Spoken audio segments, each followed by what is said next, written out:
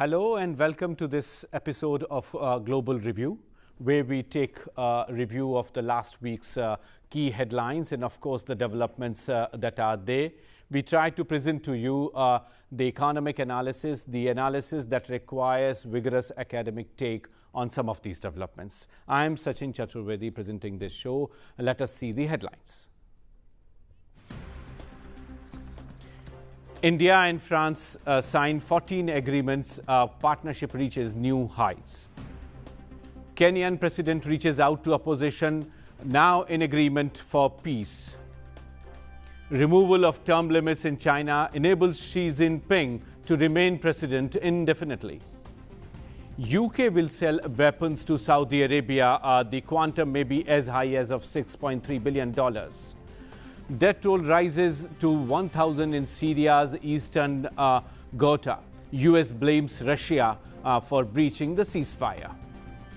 CIA Director Mike Pompeo takes over in place of Tillerson when Trump has got rid of his own foreign minister. Now, let's have a look at the next section of this program, in which we bring in stories at length to you in terms of analyzing across the globe.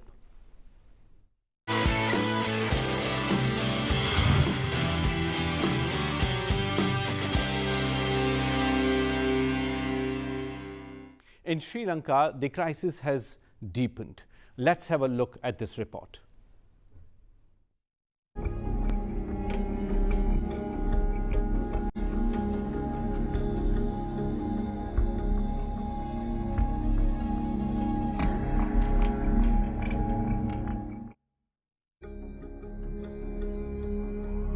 The violence in Sri Lanka was triggered by death of a Sinhalese Buddhist truck driver after being beaten by a group of Muslim men over a traffic dispute on 22nd February in Kandy city.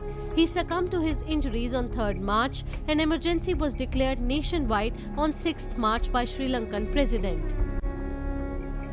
එම ප්‍රචණ්ඩකාරී ක්‍රියා සිදු කළ සිදුවීම් පිළිබඳව මා සම්පූර්ණයෙන් ඒ සිදුවීම් හෙලා දකිනවා.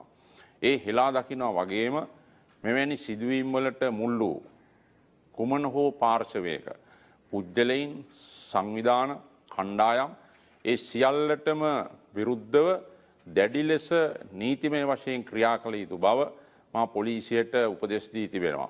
මේක දේශපාලන වශයෙන් යම් යම් අයට ඕනකම තිබුණත් එක එක චෝදනා ඉදිරිපත් කරලා අඟ බේර ගන්න අපිට බොහොම පැහැදිලිව කියන්න ඕන. අපි බොහොම පැහැදිලිව මේ අවස්ථාවේදී දේශපාලන ભેදයෙන් තොරව අපේ වගකීමක් තියෙනවා.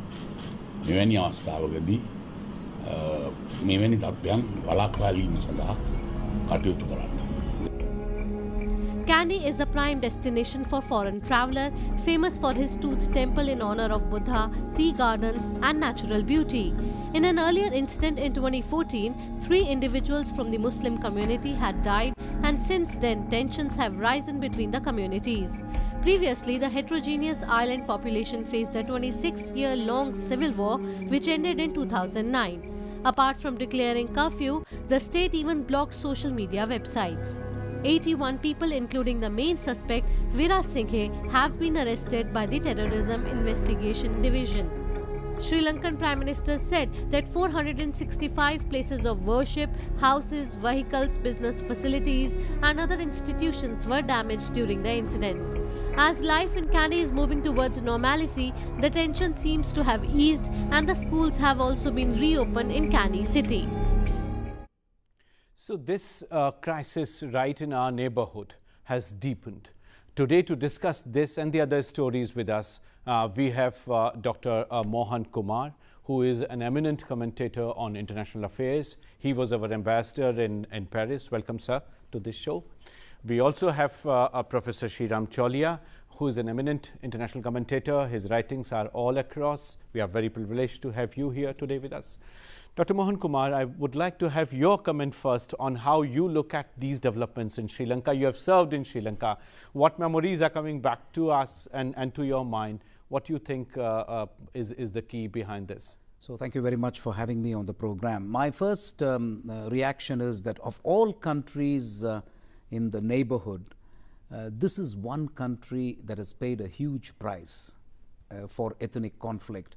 I remember that Sri Lanka, when it achieved its independence and soon thereafter, it bid fair to be as good, if not better, than Singapore. It had a lot of potential.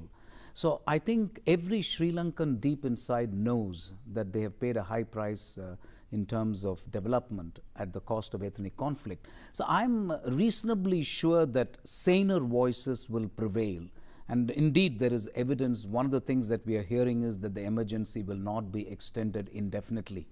So I think they will sort it out. I think what needs to be borne in mind, though, is that to begin with, every Muslim was actually a Tamil. Every Muslim speaks Tamil in Sri Lanka. Yeah. So the Muslim identity came a little later. And that happened for a variety of reasons in the world and in Sri Lanka.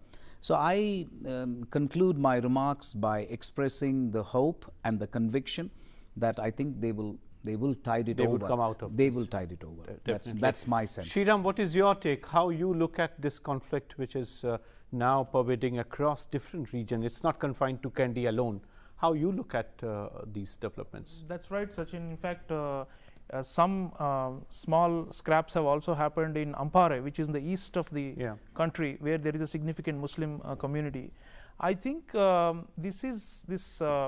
we trace it back structurally, some scholars have called Sri Lanka one of the cases of an ethnocracy, as in a democracy, but where the majoritarian politics has overshadowed minority rights to the point where there's a sharp segregation and very less intermixing between the communities. If you see the population composition, around 70% are Sinhalese, and then you have around 12 to 13% Tamils, and almost 9 to 10% Muslims. And as so that's the broad. And as Mohan is saying, at one point they were all Tamil-speaking minorities. That's but right. now the Muslims have formed their own identity, because during the civil war, the LTT, the Liberation Tigers, they had attacked and evicted Muslims from a number of northern and eastern provinces. So now we have a situation where the war with the Tamil Tigers is over, but still the mobilization on the basis of ethnicity for political gain as well as for social polarization has increased so much that some scholars argue that now we have the Buddhist fundamentalism, that's a unique phenomenon here and in Myanmar, unfortunately, is looking for a new other to assert itself. And now that the Tamils have militancy has been vanquished, they have fallen on the Muslims, it seems. That is one of the views. Of course, the Sri Lankan government does have a point that there may be some elements among the Muslim community that are also radicalized with foreign funding and so on. But overall, if you look at it, my main concern is that they have not been able to stitch together a kind of a pluralistic identity, and that is the main deficiency in the nation building. But Sreeram, what is bothering me is this new trend we are seeing across Buddhist communities, be that in Myanmar or you see it now in Sri Lanka. It may be reaction to radicalization in other camps, but this radicalization of Buddhism is surprising and in fact shocking. they are linked. You see, exactly. It's been proven that these Bodhu Balasena and some of these very, very extreme right-wing groups in Sri Lanka, who are said to be the real forces behind these mass attacks on Muslims, are connected to the 969 movement in Myanmar, where they have been attacking Rohingya and so on. So, and if you go further, you find a similar trend that during Thaksin Shinawatра's regime we saw Thailand in also, southern exactly. Thailand. So you find a greater trend. It may be in response to radicalization in the Muslim community, but I think somewhere Asia would have to see how we prevent this disease in terms of Mohan, spreading. you will remember even the problem that started in the 1980s, a lot of it is linked to mobilization of voters, because the Sinhalese mainstream parties rely, like Mahinda Rajapaksa, the current opposition leader who is likely to make a comeback, is said to be somehow supporting the ideology behind, if not directly the attackers, the mobs that have, is supposed to be somehow tacitly endorsing these Buddhist right-wing groups. And he needs that because to overthrow the UNP, which is the main opposition which is currently in power. And what is interesting is the coalition dynamics that's happening in Sri Lanka right now. It's not stable. The UNP is allied with the Sri Lanka Freedom Party, which were historically opponents, and Mahinda Rajapaksa has created his own party, and he's making very fast inroads. The most recent municipal elections show that it's likely that he may come back. Sreeram, 2 or 3 trends are absolutely clear. One, the divide, as Ambassador Mohan Kumar pointed out, between the two communities is absolutely there. His hope that peace would come back would depend on 3 factors. Number one, how Rajpaksha's politics of consolidation among Sinhalese and they as a dominant community there emerges. Number one. Number two, the wider unrest among Buddhist communities, be that Thailand or Myanmar or now in Sri Lanka, how that is responding. And third, I think, is the Muslim identity, which is also getting radicalized, be that in Maldives or in Sri Lanka. Further you go up, Myanmar, and then in Thailand. And Sachin, it has reverberations for the Tamils too. So even though they are not currently impacted by this violence, they're also looking at it with alarm. Like Sambandhan, who is the head of the Tamil National Alliance in the North and East, has said, where is the rule of law? I mean, it looks like the police are standing by while the Sinhalese mobs are going about and ransacking Muslim homes and attacking them. So it's a very serious situation, which has to be, it's not only a law and order issue, it's a social fabric issue. It's a nation building issue. How do you see, Dr. Mohan Kumar, would this have imperatives for our own sort of I think you will have to see it in the wider context. And as you rightly said, there is a trend not just in Asia but even beyond Asia. The lurch towards ethnicity, the lack of pluralism. So you are seeing some wider trends, and I don't see how Sri Lanka can be an exception. The only positive note that I would like to inject is that this president has a reputation for being not chauvinistic, and I think he has been elected on a platform that is pluralistic.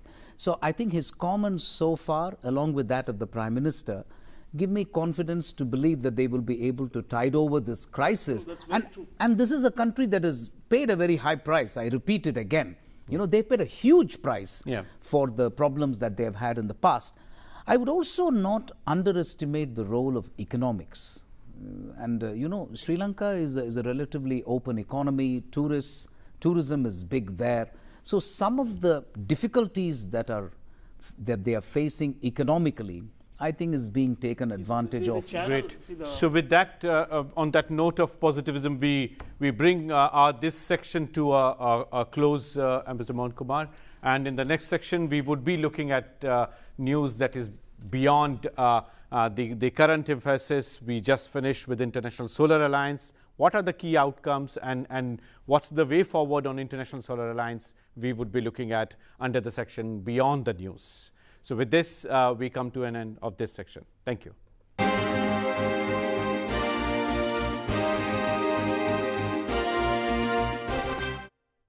Welcome back. In this section, we would look at the news that made headlines, and we would try to see in-depth analysis under the section beyond the news. We look at Solar Alliance.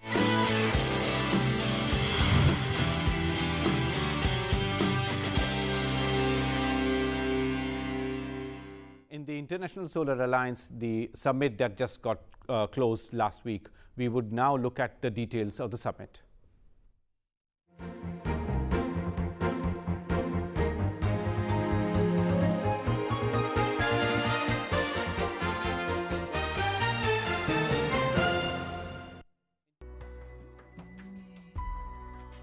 The International Solar Alliance is an alliance of more than 121 countries, most of which lie in the torrid zone, the area between the tropics of Cancer and Capricorn.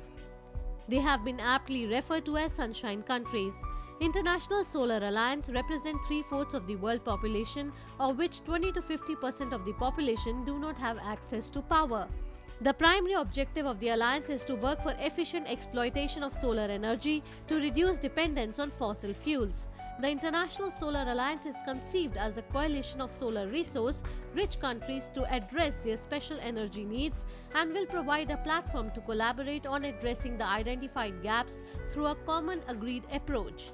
International Solar Alliance was unveiled by Prime Minister Narendra Modi and the then French President François Hollande at the UN Climate Change Conference in Paris on November 30, 2015. The inaugural International Solar Alliance Summit took place in New Delhi on March 11, 2018. It was attended by French President Emmanuel Macron and leaders from 30 other countries.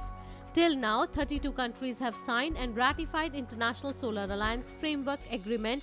Another 32 countries have already signed and are in the process of ratification. So this extremely important initiative by India and France has attracted global attention. As we introduced, we have Dr. Mohan Kumar to discuss with us and bring in the key points that International Solar Alliance Summit has brought on the table.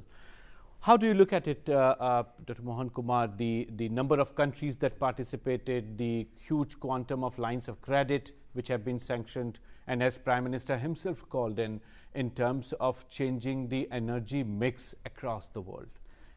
So I'll take the opportunity because I was fortunate to be ambassador there when this proposal was conceived, and it was basically the Honorable Prime Minister who felt in his own inimitable way that if countries have at least 300 days of sunshine and the sun plays such an important part in our cultures, why not use the sun? He said, why are we going after other things? So that's how we started. But I think it was a lot more shrewder than that. I think he understood very quickly that the obstacles to solar energy basically were a completely fragmented market, lack of financing. So at a negotiating level, he wanted to send the signal that India will be part of the solution to climate change, not the problem. Traditionally, we have been seen as a country which was a problem in terms of burning coal, in terms of massive emissions, in terms of this huge population which is going to burn even more coal. His basic objective and motivation was, we will be part of the solution, we will take an initiative, a cutting-edge initiative on solar energy, and the basic objective really was to form a common solar market. That's right. And with that, Dr. Mohan Kumar, one of the key initiatives that we have is in terms of establishing the secretariat right in India, which we haven't seen for ages now, that India is providing leadership with, as you rightly said, with a solution. In fact, India has extended $1.4 billion line of credit, while France has extended only $1.3 billion line of credit. How you look at this institutional initiative that is associated along with the International Solar Alliance in form of this secretariat? What would be the challenges? See, France was associated with it because France was the chairman of COP21. Plus, France has a lot of real estate in the Indian Ocean, Reunion Island. So they also have a fair degree of sunshine. But essentially, this Franco-Indian initiative, or Indo-French initiative, if you like, because we were the pioneers, the challenges now will be to get as many ratifications as possible. We've got about 25, but I think we need to get more. That is something the Secretariat is working. Most important to my mind will be financing. If we can now go to multilateral financial institutions and say that you are lending not to one country but to 50 countries, which will harmonize their policies and regulatory practices and which will constitute this one single solar market, then I think the challenge becomes much easier. The only other challenge that remains is technological breakthrough, which is happening. Whether it is battery, storage, grid sharing, that is happening. I think if we can get rid of the regulatory challenge and make sure financing is available, I think the sky is the limit.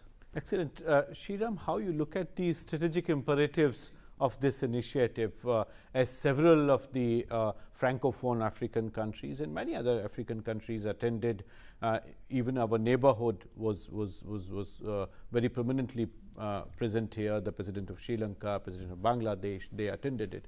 How you look at this as a sort of game changer? This is not about politics, but really very much about a global challenge all of us are facing. It's indeed a strategic project, Sachin. An Australian scholar, Ian Hall, says that Narendra Modi has made India a normative power in the world. Like in the past, we of course had a very moral position on many world issues during the Cold War and all that, right? But now our Prime Minister has essentially, thrust our soft power forward through this initiative. As you mentioned, having an intergovernmental organization of such a global scale and vision to be headquartered in India and that too achieved within 3 years, Mohan, since conception to reality. And that's one of the fastest rates at which you convert an idea into a true intergovernmental international organization. Absolutely. So he has done it, and I think that's part of his vision, and we must acknowledge it. So I think what we are doing is we are again re-establishing our role as a major leader of the global South.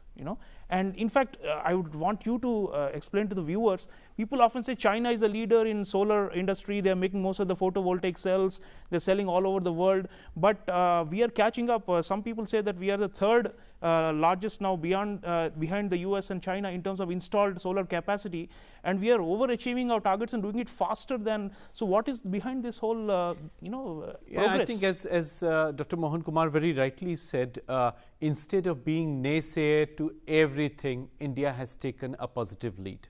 A lead in terms of solving the global challenges we are facing, both in terms of the climate change negotiations which were stuck, and also in terms of providing a solution. The fact that we have notched above France in terms of extending lines of credit, and fact that we have been mobilizing through international market this resource. So that very much shows India's political commitment and our willingness to solve larger global challenges. The fact that it's a global governance contribution, absolutely, a very big one. Yeah. Excellent, and that I think is also a sort of part of the solution that we have stepped on. So we have gone on another trajectory in terms of both diplomatic exercise, but also in terms of technological solution. Here, as we were discussing, the cost of per unit solar energy is going down. And we entering at this stage is also giving a huge leeway to countries which are already miles ahead of us. So what India is doing through launching of solar panels across Mozambique and many other African countries is in terms of bringing technology to everyone. And our approach is to also appreciate and support other developing countries that are doing well. For example, Kenya has made huge leaps, as you mentioned, in some parts of Africa, in installation of solar power grids and all these things. That's right. Through regulations, through policy. So I think there's a lot to learn mutually among ourselves in the developing world. In fact, in the next section, we would talk more about the solution that PM himself has proposed in our book review section. So we would go for the next section now.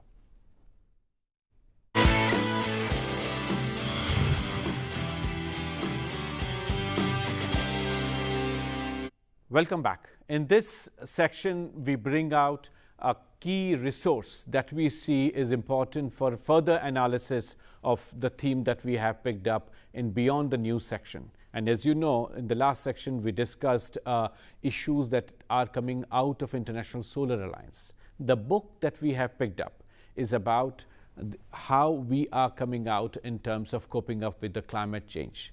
My colleague here, Professor Sreeram Chaulia, would explain you the book. Sreeram.